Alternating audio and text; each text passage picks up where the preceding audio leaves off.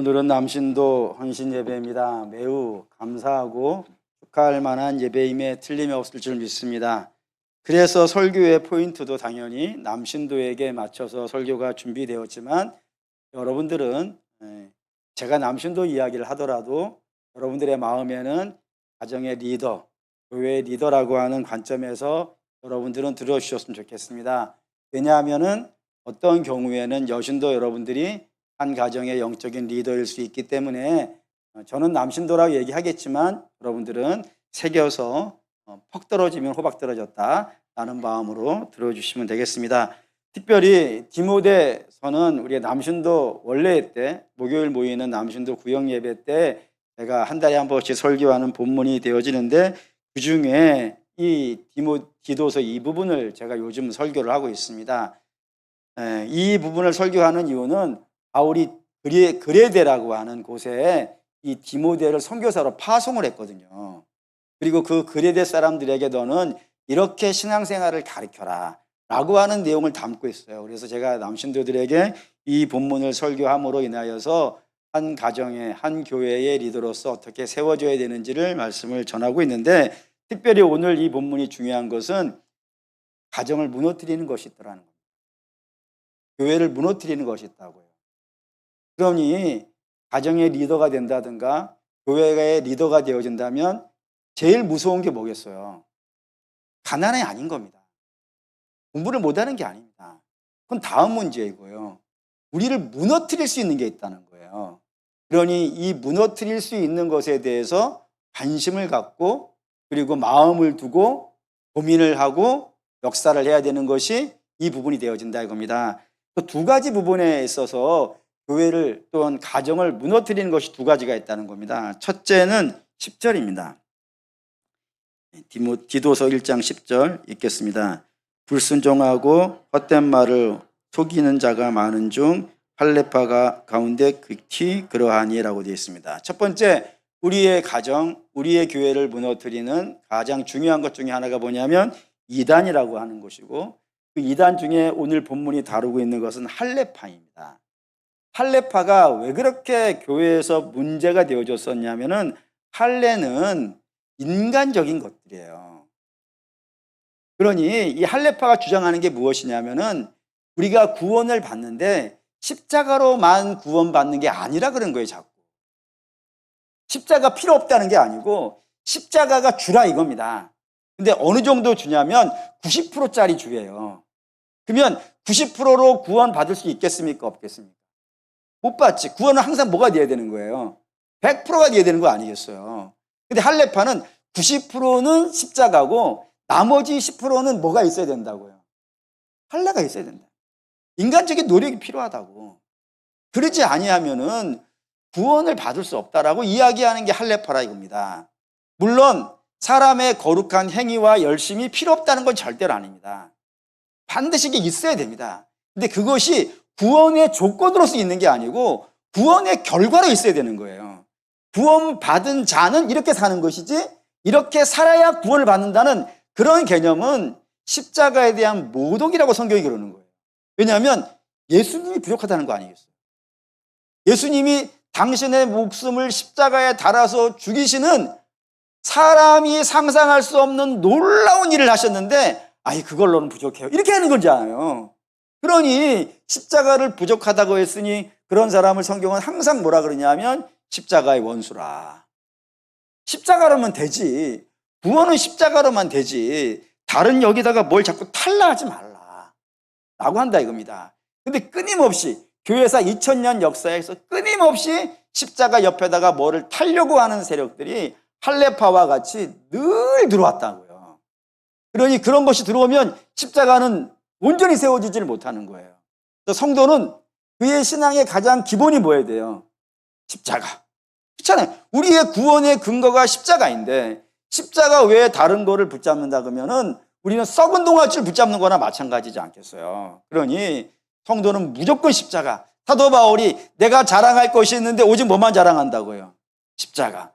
그러니까 그게 교회예요. 교회는 무조건 십자가. 십자가로만 충분합니다. 그리고 십자가로 구원받은 사람은 이제 구원받은 거룩한 삶을 살아가는 그런 것이 되어진다는 사실을 이 믿음과 행위의 이 가름을 여러분들이 잘 타셔야 신앙생활이 잘 되어진다는 것을 첫 번째로 이야기할 것이고요. 두 번째는 사회 풍습이 교회와 가정을 무너뜨린다는 겁니다. 이거 보실까요? 12절 읽겠습니다.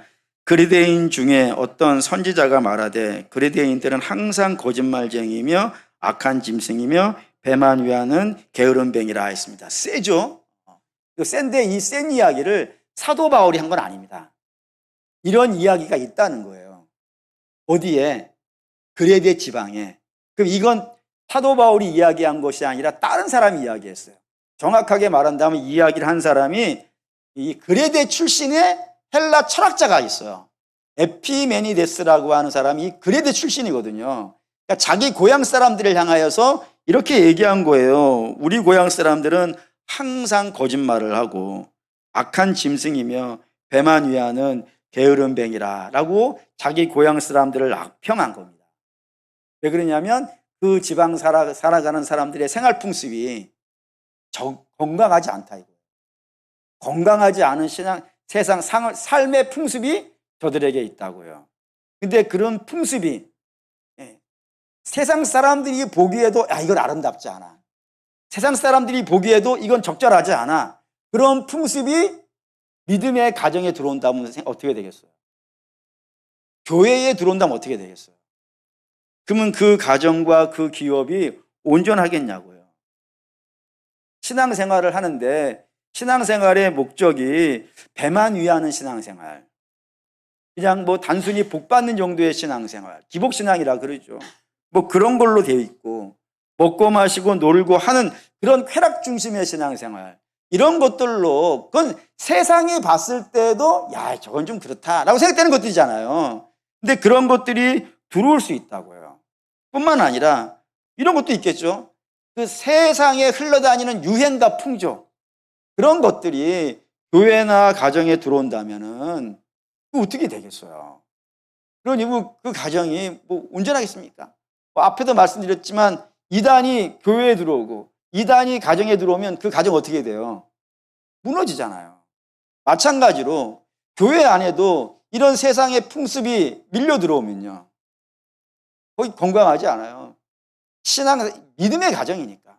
믿음의 가정은 항상 믿음으로 주장해야 되는데 그런 것들이 들어오지 않고 세상의 풍조가 들어온다면 거기 남아나지를 못한다 이겁니다. 그리고 그런 예를 성경은 엄청나게 많이 써놨어요. 그 예 중에 몇 가지만 말씀드린다면 롯을 한번 생각해 보시죠. 아브라함의 조카 롯이 있습니다. 그는 원래 어디에 살던 사람이냐면, 물어보시죠. 롯은 어디에 살던 사람입니까?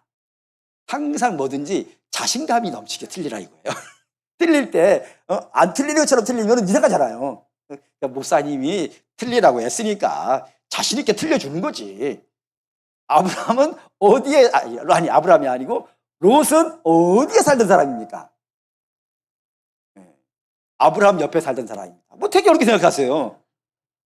그렇잖아요. 아브라함 옆에 살았다고요. 그러니 모든 것을 다 어디로 공급받은 거예요? 아브라함을 통해서 공급받았어요. 하나님도 그걸 어떻게 알았겠어요? 아브라함을 통해서 공급받았어요. 그리고 아브라함이 여러 가지 어려움이 있었는데 그 어려움을 어떻게 뚫고 나가는지도, 믿음으로 어떻게 뚫고 나가는지도 아브라함을 통해서 받았어요. 그리고 그가 꽤 많은 재산을 얻은 것도 아시죠? 그래서 너무 재산이 많아가지고 아브라함의 목자와 롯의 목자 간에 막 싸움이 일어나가지고 이런 것도 있을 만큼 롯도 굉장한 부자였다고. 그걸 다 어디서 공급받았다고요? 아브라함에게서부터. 부모가 없는 자란 말이에요, 롯은. 아브라함이 아들같이 키운 조카란 말이에요. 다 뭐든지 아브라함으로부터 공급받았어요. 그런데 이 공급받은 두 사람이 싸우게 된 것이 사건이 일어났단 말입니다. 그래서 아브라함이 그에게 가서 야 롯아, 너하고 나하고는 골육 친척인데 너하고 나하고 이렇게 싸우게 되어진다면은 이 세상 사람들이 우리를 뭐로 하겠냐. 그래 우리 싸우지 말고 헤어져 사는 게 마땅하겠다. 너가 동으로 가면 나는 서로 가고 내가 서로 가면 너는 동으로 가고 이렇게 나눠 살자라고 아브라함이 이야기했어요. 자, 여러분이 롯입니다. 어떻게 하시겠습니까? 앞에 다 말씀을 드렸어요. 뭐든지 다 아브라함한테 받았다고. 좋은 것을 다 아브라함한테 받았다고. 근데 그 아브라함 좋은 것에 나의 공급처, 나의 저수지지. 그러니까 나의 좋은 것의 저수지가 나보고 떠나라 그런 거예요. 자, 여러분 어떻게 하시겠습니까? 안녕히 계세요 하고 가시겠습니까? 그러면 안 되지. 왜? 내 저수지란 말이야. 아브라함이 떠나라 그런다 하더라도 안 떠납니다. 제 저수지가 여기 있는데 어디 가겠습니까? 이런 예가 있잖아요. 막 오병이어 있은 다음에 사람들이 막 예수님 찾아다녔어요. 왜? 또 빵 달라고. 그때 주께서 야, 너희들 자꾸 배만 위하지 말고 영혼의 양식인 생명의 양식을 구하라. 내가 그럼 너에게 주겠다. 그랬더니 그 사람들이 뭐라 했냐면 이 말씀 어렵다고 다 가버렸단 말이에요. 그때 주께서 얼마나 마음에 낙심이 되셨는지 제자들에게 너희도 가려 하느냐? 라고 물었단 말이에요. 그때 제자들, 곧 뭐 가장 대표적인 제자 베드로가 뭐라 그래요? 생명의 말씀이 주께 있사온데 우리가 어디로 가겠습니까? 우리가 하는 얘기를 할까요? 내 생명의 저수지가 예수님이신데 내가 어디로 가겠습니까? 못 갑니다. 그런 거 아니겠어요? 그럼 롯도 뭐라 그래야 돼요? 뭔 말을 하는 거예요 지금? 싸우는 건 싸우는 거고 전 못 가요 삼촌. 어딜 가라 그래요? 이렇게 이야기의 정상 아니에요. 근데 롯은 어떻게 해요? 간다 이거예요. 간다 이거예요. 그걸 버리고 가더라 이겁니다. 근데 가더라도 최소한 가더라도 그 최대한에 벗어나지 말아야 되는 바운더리 영역이 있는 것 아니겠어요? 아브라함은 떠날 수 있어. 아브라함은 떠날 수 있지만 절대로 떠나지 말아야 되는 바운더리가 있다고요. 어디예요 거기가? 어디는 아니 최소한 아브라함 똑같은 말을 하게 하잖아요. 아브라함을 떠날 수 있어. 안 떠나야 되지만 아브라함을 떠나더라도 더 이상 벗어나지 말아야 될 최대 마지막 마지노선이라는 게 있다고요. 거기가 어디예요? 하나님이지. 죄 속으로 가면 안 되는 거 아니겠어요? 하나님은 죄와 함께 거하시지 않는 분이니까. 그러면 최소한 롯은 어디는 가지 말아야 돼요? 소돔은 가지 말아요. 맞잖아요. 아브라함을 떠나지 않아야 될 뿐만 아니라 아브라함과 성격이 안 맞아서 떠난다 하더라도 최대한은 하나님은 떠나지 말아야 될 거 아니겠어요. 근데 롯은 하나님도 벗어나서 소돔에 가는 거예요. 뭐 때문에? 이건 단 하나예요. 탐심 때문에. 더 가져야겠다는 탐심 때문에. 소돔이 에덴 동산 같고 애굽 같다라고 하는 거예요. 다 뭐겠어요 여러분? 탐심 아니에요. 그 탐심이 세상에서도 인정받지 못하는 거라고요. 근데 그 탐심이 롯의 마음에 들어오니까 하나님마저도 떠나버렸고 그 결과 어떻게 됩니까? 그러니까 소돔을 가는 것, 아브라함을 떠나고 소돔에 들어가는 것은 소금 기둥이 된 롯의 부인의 선택이 아니에요. 그 집에 있는 딸들의 선택도 아니라고요. 전적으로 누가 택한 거예요? 롯이 택했다고요. 그 결과 그의 아내가 뭐가 되냔 말이에요. 그의 자식이 뭐가 되냐. 이거를 히스기야가 굉장히 멋있는 말로 썼어요. 한번 보시죠. 역대하 29장 5절 6절 194페이지 읽겠습니다. 그들에게 이르되 레위 사람들아 내 말을 들으라. 이제 너희는 성결하게 하고 또 너희 조상들의 하나님 여호와의 전을 성결하게 하여 그 더러운 것을 성소에서 없애라. 우리 조상들이 범죄하여 우리 하나님 여호와 보시기에 악을 행하여 하나님을 버리고 얼굴을 돌려 여호와의 성소를 등지고 했다고. 이게 딱 누구예요? 롯 아니에요. 떠났더니 어떤 일이 발생되어졌냐면 결과로 9절이 나왔어요. 9절 읽겠습니다.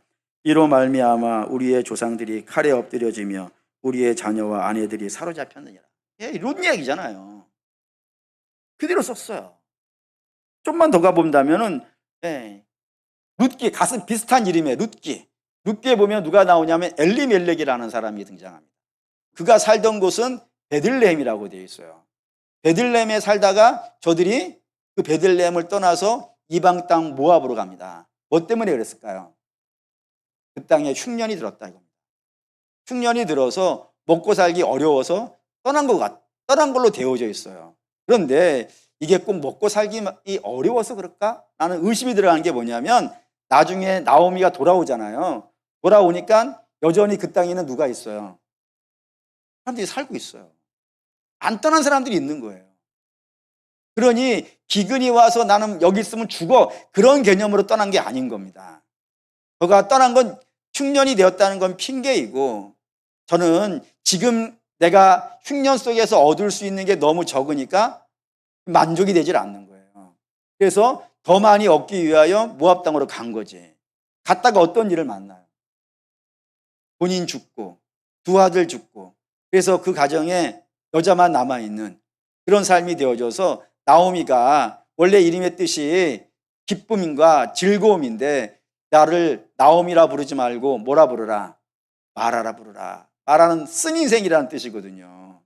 하나님 등지고 갔다가 좀 물론 인생이라는 것이 흉년이 어려운 건 사실이고 가급적이면 내 인생에 흉년이 없었으면 좋겠던 것은 맞습니다. 하지만 흉년이 오든 어려움이 오든 최소한 어디는 떠나지 말아야 돼요. 하나님은 떠나지 말아야 되고 약속은 떠나지 말아야 되는 것 아니겠어요? 근데 그것으로 말미암아 하나님을 떠나고 약속을 떠났더니 그가 만난 것은 좋은 게 없더라 이겁니다. 그런 일이 만나더라 이거예요. 이삭도 그렇죠. 약속의 자손 이삭도 그런데 뭐 종종 말씀드리니까 간단하게만 합시다. 이삭에게 하나님께서 나타나서 말씀하셨어요. 내 아내의 복 중에 쌍태가 있다. 그런데 큰 자가 작은 자를 섬기게 될 것이다. 이게 누구의 의지예요? 에서와 야곱은 이 의지의 범위에 들어가지 않아요. 하나님께서 나는 야곱을 택했어. 그러니 야곱이 잘났든 못났든 이삭 너도 너의 기업을 누구에게 줘야 되는 거예요? 야곱에게 줘야 되는 게 하나님의 뜻 아니겠어요? 근데 이삭이 자식을 딱 낳아봤더니 어느 자식이 더 마음에 드는 거예요? 에서가 마음에 드는 거야. 야곱은 엄마 치맛자락 붙잡고 돌아다니는 아이고 에서는 나가서 사냥해 올 줄 아는 거예요. 돈을 벌어올 줄 아이와 맨날 엄마한테 돈 달라고 하는 아이. 어느 아이가 훌륭한 아이예요? 정직하실 필요가 있어요. 돈 잘 벌어오는 아들이 있고 맨날 엄마한테 돈 달라고 하는 아들이 있고 누구랑 사실을 합니까? 그거 부르면서 뻔하지. 근데 우리는 그래서 당연히 돈 벌이 낫지. 근데 전제가 있잖아요. 하나님이 누구를 택하셨다고. 네. 그렇다 이거예요. 하나님이 잘난 사람만 뽑으신다 그러면 저와 여러분 중에 누가 뽑힐 만하겠어요? 하나님이 그걸 안 보시는 거 아니에요. 나는 잘나고 못난 걸 중요한 게 아니라 내가 택하였어. 그러면 이삭도 그것에 아멘해야 되는 거 아니겠어요? 근데 이삭이 하나님 몰래 사고를 치려고 한 거 아니겠어요? 이 기업을 바꾸려고. 그랬다가 어떻게 돼요? 다 날아가잖아요. 야곱 도망가야 되고 이삭도 떠나고 참 어려운 인생이 되어버리는 것을 우리가 본다 이겁니다. 그러니 사랑하는 믿음의 성도 여러분, 성도는 그런 겁니다. 이 탐심과 욕심, 골로새서 3장 5절에 우상이 뭐라 했죠? 탐심이 우상이라고 했어요. 이 탐심에 들어가는 건 세상 사람들도 훌륭하다고 하지 않아요. 근데 예수 믿는 사람이 탐심에 휩싸여가지고 믿음을 떠난다. 욕심에 휩싸여서 하나님을 등진다. 이거 얼마나 엄청난 일 아니겠어요? 잘못된 사상과 잘못된 생각과 이런 것들이 우리의 마음에 들어온다 그러면은 탐심과 마찬가지로 우리의 가정과 우리의 기업이 휘청휘청 거릴 수밖에 없는 그런 역사가 있더라 이겁니다. 그러니 어떻게 해야 되냐면은 우리는 바른 선택을 해야 된다 이거예요. 바른 선택한 예를 좀 몇 가지 볼까요? 가장 대표적인 사람은 아브라함이죠. 하나님께서 아브라함에게 너는 본토 친척 아비의 집을 떠나서 어디로 가라고요? 가나안으로 가라 그러지 않았단 말이에요. 내가 보여줄 땅으로 가라. 어딘지를 몰라. 본토 친척 아비의 집은 내가 알고 있는 집이에요. 맞죠? 거기에 살아왔고 거기에 기업이 있고 거기에 삶의 터가 있어요. 아는 사람도 있고 동지도 있고 내가 힘들 때 위로해 줄 만한 사람도 있고 답답할 때 같이 밥 한번 먹을 수 있는 사람도 있고 그런 모든 배경이 있는 곳 아니겠어요? 반면에 하나님께서 지목하시는 곳은 어때요? 어딘지도 모르겠어요. 막막한 곳이에요. 근데 하나님이 너 나만 믿고 따라와 라고 명령하셨어요. 그 명령 따라서 아브라함이 나왔고요. 그 결과 어떻게 돼요? 아브라함 믿음의 조상이 돼요. 그를 시작하여서 믿음의 가문이 열리는 거예요. 가정이 세워지더라고요. 교회가 세워지더라고. 또 다른 예를 본다면 빌립보 간수 아시죠? 사도 바울이 빌립보에서 감옥에 들어갔다가 기도하는 중에 찬양 부르는 중에 감옥문이 열려서 바울과 실라가 나오는 이런 이야기 있는데, 거기에 감옥문이 열리자 제수들이 다 도망간 줄 알고 그 간수가 죽으려고 자결을 하려고 그랬어요. 그때 바울이 우리 가지 않았다. 우리 여기 있으니까 죽지 말라. 라고 했고, 간수가 이렇게 얘기하니까 사도 바울이 유명한 말을 하나 하죠. 뭐라고요? 주 예수를 믿으라. 그리하면 너와 네 집이 구원을 받으리라 했어요. 그때 그 간수가 죽음을 포기하고 예수를 믿어요. 그 결과 어떻게 돼요? 그의 가문이 빌립보 교회의 시작이 되어져요. 빌립보 교회 오늘 아침에도 보았지만 빌립보 간수니까 빌립보 교회 교인이겠죠? 빌립보 교회는 사도 바울의 가장 기쁨이 되는 교회가 됐어요. 그가 예수를 믿자, 죽음을 포기하고 예수를 믿자 그의 가문이 복되어졌어요. 뿐이 아니라 백부장 고넬료 아시죠? 고넬료라고 하는 사람에게 주가 나타나서 말씀하셨어요. 요바에 가면 무두장이 시몬의 집에 베드로가 있다. 불러와라 했단 말이에요. 근데 여러분, 무두장이는 우리식으로 말하면 갑바치죠. 갑바치예요. 가죽 짓는 사람인데 동양이나 서양이나 다 비슷한 것 같아요. 이 누군가를 죽여가지고 그 피산물을 가지고 하는 사람을 되게 낮게 취급해요. 백정을 낮게 취급하듯이 가죽 장사를 낮게 취급하듯이 당연히 무두장이 시몬도 낮게 취급받는 사람이에요. 근데 백부장은 높은 사람이라고요. 높은 사람이 낮은 사람의 집에 가가지고 부탁을 해서 모시고 와야 되는 거예요. 그래서 좀 자존심을 내세우면 되겠어요, 안 되겠어요? 못하지. 어떻게 나 같은 사람이 그 천민 집에 가가지고 그 집에 거하고 있는 사람을 부탁을 해가지고 모시고 와가지고 그에게서 뭔가를 받아야 돼요. 근데 주께서 하라 그랬어요. 그러자 그에 순종하여서 시몬의 집에 가서 우리 주인에게 이런 일이 있으니까 당신의 집 오십시오 해가지고 와서 거기서 설교를 듣는다고요. 베드로에게 설교를 들어요. 그리고 나서 뭐라 하냐면 저에게 세례를 베풀어 주십시오. 여러분, 세례라고 하는 건 여러 가지 의미가 있는데 그 중에 하나가 뭐냐면 내 머리를 어떻게 하는 거예요? 맡기는 거예요, 여러분. 내 머리를 들이밀고 맡기는 거예요. 그러니까 처분을 맡기는 거예요. 그 무두장이 집에 있었던 기거하는 베드로에게 헬라인이 유대인에게 자기 머리를 내밀고 안수해 주십시오 라고 하고 있다고요. 그러면서 그의 집이 첫 번째로 이방인들 중에서 첫 번째로 성령이 임한 집으로 돼 있어요. 그러니까 마가의 다락방에는 유대인들이 모여서 거기에서 천하만국에서 모인 유대인들이 첫 번째로 성령을 받았다 그러면은 이 이방인 집에서 첫 번째로 성령이 임한 걸로 되어 있다고요. 그게 고넬료라고 하는 한 사람의 이름으로 기록이 되어져 있으니 그 이름이 얼마나 영광스러워요. 이처럼 한 가정의 리더가 올바른 판단을 한 결과 그의 가정에 있는 모든 세력들이 함께 하나님의 세움을 받고 복을 받고 은혜를 받는 역사가 있더라 이겁니다. 그러니 리더는 핑계를 댈 수가 없어. 나로 말미암아 우리 집이 설 수도 있고 우리 집이 무너질 수도 있는 그런 일이라고요. 아담처럼 저희 때문에 이렇게 말하면 안 된단 말입니다. 모든 영적인 리더는 이 모든 선택의 영역에 내가 있음을 기억하고 안 좋은 것들은 어떻게 해야 돼요? 철저히 막아내고 좋은 것들은요 마음에 새기고 이 역할을 대표자가 해줘야 된다고요. 대표자가. 그래야 뒤에 따라오는 사람들이 그걸 보고 배울 수가 있으니까. 그렇다 이겁니다. 그러기 위해서는 반드시 리더에게는 갖춰야 되는 덕목이 두 가지가 있다고 성경이 알려줘요. 제가 확인한 건 두 가지예요. 그 첫 번째가 뭐냐면은 선택을 해야 되니까 기준이 있어야 되지 않겠어요. 어떠한 기준을 가지고 이건 택하기도 하고 이거는 버리기도 하고 하는 기준이 있어야 되지 않겠습니까? 우리에게는 그 기준이 뭘까요? 하나님 말씀이죠. 봅시다. 시편 119편. 시편 119편은 전부 하나님 말씀에 대한 신앙 고백인데 다 볼 수는 없고 여러분들이 시간을 내서 119편은 엄청나게 묵상을 좀 해주셔야 됩니다. 그중에 우리가 볼 건 105절입니다. 시편 119편 105절 읽겠습니다. 주의 말씀은 내 발의 등이요 내 길에 빛이니이다 했습니다. 우리는 인생길을 걸어가는데 인생길을 두 번 걸어보는 사람은 없습니다. 누구에게나 다 초행길입니다. 나이 많이 드신 분도 한번 말씀드렸죠. 99세 사신 분이 100세를 사는데 그 100세는 그분도 살아본 적이 없는 인생이에요.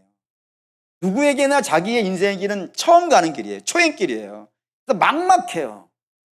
그 막막한 길을 걸어가는데 빛이 있다는 건 얼마나 대단한 일이겠어요. 근데 그 빛이 뭐라고요? 주의 말씀이라 했다 이거예요. 그러니까 성도는 이 주의 말씀을 늘 가까이 놓고 묵상하셔야 돼요. 읽는 것 정도로 끝내시면 안 돼요. 그러니까 100번 읽는 거 중요합니다. 100번 읽으면 아마 계산하겠죠. 근데 100번 읽는 것도 굉장히 중요하지만 깊이 읽는 건 더 중요해요. 말씀을 한 절을 읽더라도 깊이 생각하시면서 이 말씀이 도대체 무슨 뜻인가? 이게 우리에게 어떤 의미가 있는 말씀인가? 깊이 생각하시고 설교를 들을 때에도 깊이 생각하시면서 대화를 하는 설교할 때 자꾸 제가 물어보는 이유가 뭐겠어요? 물어보면 한번 생각을 해보지 않겠습니까? 기독교는 정말 생각을 많이 해야 돼요. 고민을 많이 하고 묵상을 많이 하고 그냥 무턱대고 쫓아가는 것이 아니고 말씀하고 대화를 나누셔야 됩니다. 성경하고 대화를 나누시고 물으시고 그런 작업들이 참 많이 돼야 돼요. 그래서 하나님의 말씀이 발등상의 불이래요. 내 한 발을 내디디면 그 발 앞에 어떤 일이 펼쳐지는지 주의 말씀을 통해서 볼 수 있다 이겁니다. 그리고 사랑하는 여러분, 우리가 뭔가를 결정하려고 할 때 다른 것을 세상의 부와 명예와 권세와 영광과 이런 걸 가지고 우리의 가야 될 길을 정하지 마시고 항상 주의 말씀을 묵상하면서 주가 가라고 하는 곳은 가시고 주가 멈추라고 할 때는 멈추시고 이게 다 하나님 말씀의 기준을 따라서 해야 되는 부분임을 기억해 주시길 바랍니다. 두 번째 기도하셔야 됩니다. 솔로몬이 지혜를 구하지 않습니까?